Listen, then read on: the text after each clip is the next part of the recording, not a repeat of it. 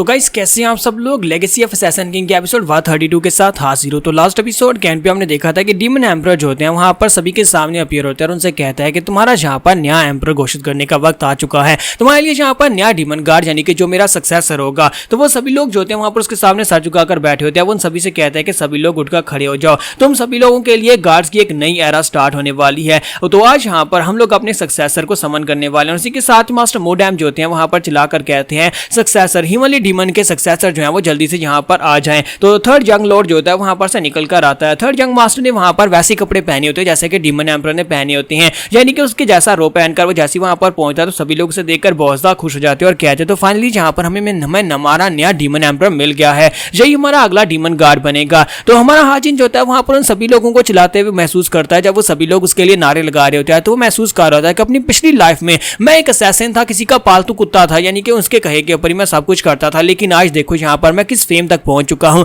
मरने के बाद रीइंकार्नेशन होने के बाद मैंने यहाँ पर कितना कुछ हासिल कर लिया है। आज यहाँ पर मेरी अपनी एक जिंदगी है, आज मैं यहाँ पर शैडोज में बिल्कुल भी नहीं हूँ। साथ ही वहां पर अपने चाहने वालों की तरफ देखता है। सबसे पहले वो अंगवा की तरफ देखता है कि जहाँ पर रीइंकार्नेट होने के बाद सबसे पहला चेहरा उसने अंगवा का देखा था और उसने कितना ज्यादा उसका ध्यान रखा। फिर साथ ही वो कैप्टन होंगरियन की तरफ देखता है और कहता है कैप्टन होंगरियन, हालांकि ये पहले भरोसे लायक नहीं थी लेकिन अब ये काफी ज्यादा भरोसे लायक है और मुझे लगता है कि इस वक्त जिस चेहरे के साथ यहाँ पर खड़ी है यही चेहरा इसके ऊपर बहुत ज्यादा सूट करता है और ये आगे मेरी बहुत ही अच्छी कंपेनियन बनेगी। और इसी के साथ ही वो माँ डोंगपिल की तरफ देखता है और कहता है कि माँ डोंगपिल, हालांकि ये पहले बहुत ज्यादा बौंदू सा था और बहुत ज्यादा स्ट्रेट फॉरवर्ड था, जिसे सिर्फ और सिर्फ लॉयल्टी के बारे में पता था, लेकिन अब इसे काफी सारी चीजों के बारे में पता चला है और साथ ही ये बहुत ज्यादा वफादार है। अगर काश यहाँ पर मेरा कोई भाई होता तो मैं अपने लिए यहाँ पर माँ डोंगपिल को अपना ब्रदर चूज करता। हमारा हाजिन वहां पर अपने दिल में इन सभी लोगों को थैंक यू बोल रहा है क्योंकि इन सभी लोगों ने यहाँ पर इसके सफर में इसका साथ दिया है। तो डीमन एम्परर जो होते हैं वो हमारे हाजिन से कहते हैं कि बैठ जाओ और हमारा हाजिन उनके सामने वहीं पर बैठ जाता है। फिर साथ ही डीमन एम्परर जो होते हैं वो उससे पूछते हैं मुझे ये बताओ क्या तुम यहाँ पर सक्सेसर बनने के लिए, क्या तुम्हें लगता है कि तुम सक्सेसर बनने के लिए परफेक्ट हो? क्या तुम्हें लगता है कि तुम यहाँ पर मेरे सक्सेसर बनकर अगले डीमन एम्परर बनकर पूरे के पूरे डीमन डिवाइन कर्ल को पूरी निष्ठा के साथ अपने फर्ज को निभाओगे? तो हमारा हाजिन जो होता है उनसे कहता है कि जी सर, मैं यहाँ पर पूरी निष्ठा के साथ अपने फर्ज को पूरा करूंगा और डीमन डिवाइन कर्ल के ऊपर कोई खतरा नहीं आने दूंगा, डीमन डिवाइन कर्ल की रक्षा करूंगा। तो सभी लोग जो होते हैं उसकी बात सुनने के बाद बहुत ज्यादा खुश होते हैं और इसी के साथ ही वहां पर सभी लोग शोर्स मचाना शुरू कर देते हैं क्योंकि इसने एक्सेप्ट कर लिया और इसका मतलब यह है कि ये अगला डीमन लॉर्ड बनने के लिए चूज किया जा चुका है। अंगवा, होंगरियन और बाकी के सभी उसके चाहने वाले लोग जो होते हैं वो सभी लोग इस बात से बहुत ज्यादा खुश होते हैं जो भी हमारे थर्ड यंग मास्टर के साथ होते हैं। तो माँ डोंगपिल जो होता है हमारे हाजिन के पीछे खड़ा होता है और कहता है आज मैं यहाँ पर थर्ड यंग मास्टर के पीछे खड़ा हूँ, लेकिन आज के बाद से ये थर्ड यंग मास्टर नहीं है बल्कि डीमन एम्परर हैं, यानी कि कल को ये डीमन एम्परर बन जाएंगे और उसके बाद मैं यहाँ पर और भी ज्यादा निष्ठा के साथ इनके साथ अपने फर्ज को पूरा करूंगा और उनकी सेफ्टी का ध्यान रखूंगा, अपने आप को स्ट्रॉन्ग बनाऊंगा। वो सभी लोग वहां पर बहुत ज्यादा खुश हो रहे होते हैं। इसी के साथ ही वहां पर एक बीस्ट की एंट्री होती है, एक नहीं बल्कि दो बीस्ट की एंट्री होती है। तुम्हारी गोल्डी वहां पर बड़े से व्हाइट टाइगर किंग के साथ पहुंच जाती है। जैसे वो वहां पर पहुंचते तो सभी लोग उसे देखकर बहुत ज्यादा घबरा जाते हैं और कहते हैं कि ये क्या, ये बीस्ट कहां से आ रहे हैं? तो बीस्ट वहां पर उन सभी के बीच से चलते हुए सीधे हमारे हाजिन की तरफ आगे बढ़ते हैं और गोल्डी जो होती है हमारे हाजिन के पास आकर खड़ी हो जाती है। तुम्हारा हाजिन कहता है कि गोल्डी, तुम यहाँ पर क्या कर रही हो? क्या तुम भी यहाँ पर इस मोमेंट को सेलिब्रेट करने के लिए आई हो? और इसी के साथ ही वो उसके पास आती है और आकर उसे प्यार करना शुरू कर देती है, जबकि हमारा हाजिन उसके सर के ऊपर हाथ फेरता है और उसे कहता है गोल्डी, अगर तुम मेरे साथ नहीं होती तो मैं कभी उस बैम्बू फॉरेस्ट के अंदर से भी जिंदा नहीं निकल पाता। ये सब कुछ तुम्हारी वजह से पॉसिबल हो पाया है। इसी वजह से प्लीज मुझे माफ करना कि मैंने तुम्हें अकेले टाइगर किंग के साथ इतने अरसे के लिए छोड़ दिया और मुझे यहाँ पर बहुत ही जरूरी काम था जिसकी वजह से मैं तुमसे मिलने के लिए भी नहीं आ सका। और डीमन एम्परर जो होते हैं वहां पर गोल्डी की तरफ देखते हैं और कहते हैं कि स्योर योंग, तुम वाकई में काफी ज्यादा बड़े हो चुके हो, तुमने यहाँ पर जैकाल को भी अपने लिए टेम कर लिया। और साथ ही वहां पर वो सोच रहा होता है कि मैं यहाँ पर जब भी जैकाल को देखता हूँ ये उसी तरह मुझे बहुत ज्यादा इंप्रेसिव दिखाई देता है। उस वक्त ये छोटा सा बच्चा था जब लास्ट टाइम मैंने इसे देखा था, लेकिन अब देखो जैकाल कितना बड़ा हो चुका है। फिर साथ ही वो टाइगर कब की तरफ देखता है, सॉरी बड़े से टाइगर किंग की तरफ देखता है। तो हमारा हाजिन भी उसकी तरफ आगे बढ़ता है और उसे कहता है कि मैं इस बात से बहुत ज्यादा खुश हूँ कि टाइगर किंग तुम भी यहाँ पर आए हो,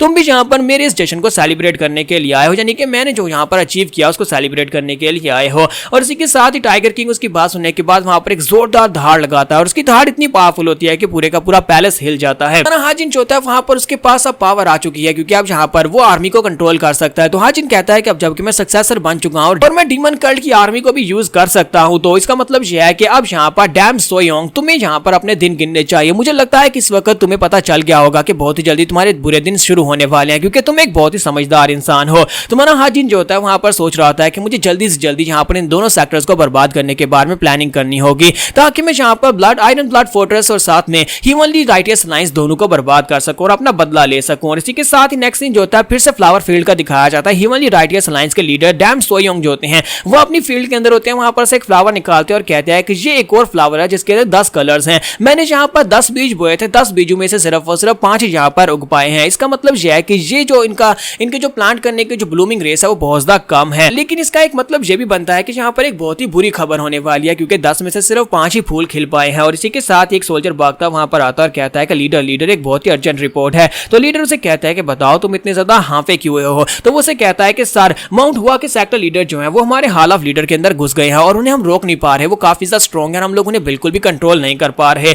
तो ये बात सुनने के बाद मास्टर डैम सोयोंग उसे कहते हैं कि अच्छा तो तुम लोग यहाँ पर उसे कंट्रोल नहीं कर पा रहे, वो तो सिर्फ और सिर्फ एक छोटे से सेक्टर का लीडर है। तुम्हें क्या लगता है कि वो यहाँ पर हमारे सेक्टर लीडर हॉल के अंदर आकर इस तरह से तुम सभी लोगों को इग्नोर कर सकता है और यहाँ पर शोर मचा सकता है, या फिर तुम लोग उसे कंट्रोल नहीं कर पा रहे? क्या तुम लोग यहाँ पर इस तरह से सिचुएशंस को कंट्रोल करोगे? तो मास्टर डैम सोयोंग जो कि हमेशा यहाँ पर बहुत ज्यादा शांत दिखाई देते हैं, अब यहाँ पर गुस्सा होते हैं और कहते हैं अगर अगली बार यहाँ पर ऐसा कुछ हुआ कि तुमने मुझे आकर ये कहा कि तुम लोग सिचुएशन को कंट्रोल नहीं कर पा रहे हो, किसी छोटे मोटे लीडर को भी कंट्रोल नहीं कर सकते, तो फिर मैं तुम सभी लोगों को मार डालूंगा। और इस बात से वो सोल्जर काफी ज्यादा घबरा जाता है और उसी के साथ ही वो खुद वहां पर जाते हैं हॉल ऑफ लीडर्स में, जहां पर पहले से माउंट हुआ के लीडर जो होते हैं वो चिल्ला रहे होते हैं और कहते हैं कि डैम सोयोंग कहां पर है, जल्दी से उसे यहाँ पर बुला कर लाओ, अलायंस लीडर को मुझसे बात करनी होगी, उसे जल्दी से यहाँ पर लेकर आओ। लेकिन वहां पर जो सोल्जर्स होते हैं वो उसे कहते हैं कि सर प्लीज शांत हो जाए, यहाँ पर बैठ जाएं, हमने मास्टर डैम सोयोंग को मैसेज भिजवा दिया, वो जल्दी यहाँ पर आते होंगे। लेकिन वो और भी ज्यादा गुस्सा होता है और कहता है कि उसकी हिम्मत कैसे भी यहाँ पर मुझे धोखा देने की, उसे जल्दी से यहाँ पर बुला कर लाओ।